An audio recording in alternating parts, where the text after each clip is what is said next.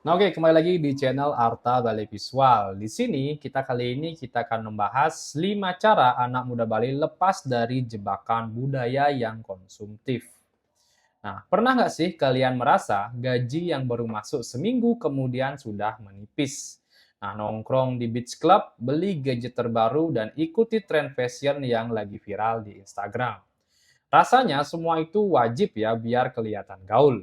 Tapi masalahnya gaya hidup seperti ini sering bikin kita terjebak dalam budaya konsumtif.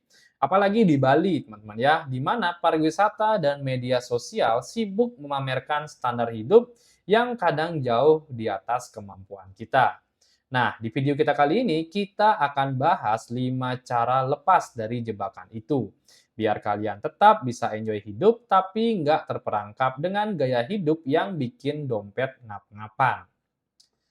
Oke, yang pertama di sini ketemu sama Gede, teman-teman. Ini saya sedikit membuat cerita singkat.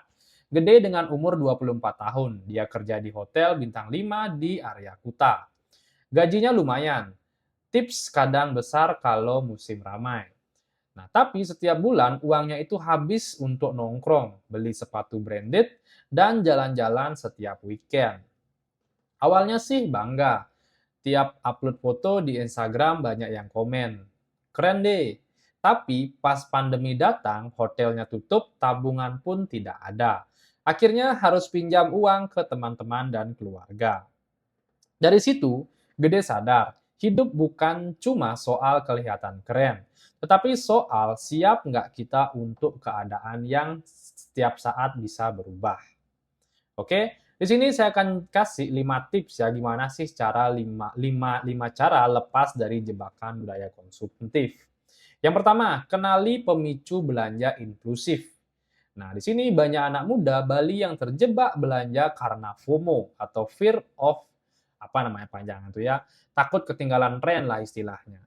Nah, lihat teman story di beach club, ikut pesan meja. Lihat influencer pakai outfit baru, tentunya langsung beli. Nah, caranya lepas, ini saya akan sedikit memberikan 2 tips. Yang pertama, sebelum beli, tanya dulu, aku butuh atau cuma ingin kelihatan keren.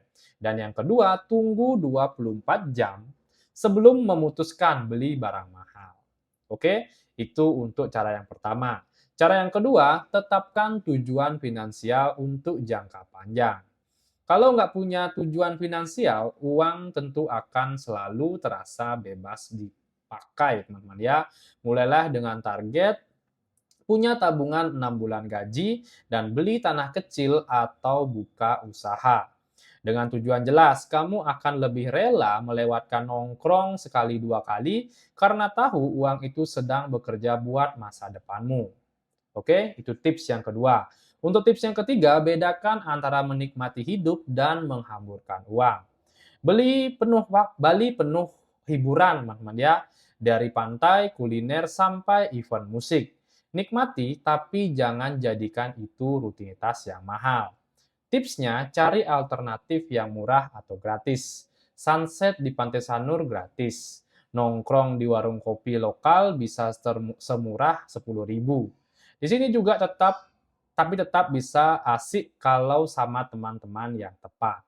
Oke, itu tips yang ketiga. Untuk tips yang keempat, di sini kurangi pengaruh negatif media sosial. Media sosial bikin kita membandingkan hidup kita dengan highlight hidup orang lain. Solusinya, kalian bisa follow akun yang bisa memberi inspirasi ya, bukan bikin iri.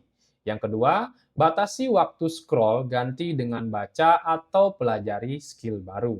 Ingat, di balik foto mewah, kadang ada cicilan yang nggak kita tahu. Oke, itu tips yang keempat. Untuk tips yang kelima, di sini bangun mindset produktif. Daripada fokus bagaimana cara menghabiskan uang, latihlah pikiran untuk bagaimana menghasilkan lebih banyak uang. Cari side hustle, contohnya itu ada fotografi, jualan online, ngajar les, dan bikin konten kreatif. Nah, kalau mindsetmu sudah produktif, setiap rupiah yang keluar akan terasa sebagai investasi, bukan sekedar pengeluaran. Nah, tutup di sini, budaya konsumtif itu seperti jebakan manis. Awalnya menyenangkan, tapi lama-lama bisa menguras masa depan kalian. Anak muda Bali juga punya peluang besar ya. Kita hidup di pulau yang jadi pusat pariwisata dunia. Tetapi jangan sampai kita hanya jadi penonton tren tanpa memikirkan masa depan sendiri. Nah, ingat, kaya itu bukan tentang siapa yang paling banyak pamer, tapi siapa yang bisa tetap tenang ketika semua orang panik. Jadi, mulai sekarang, di sini kalian harus bisa mengendalikan gaya hidup ya.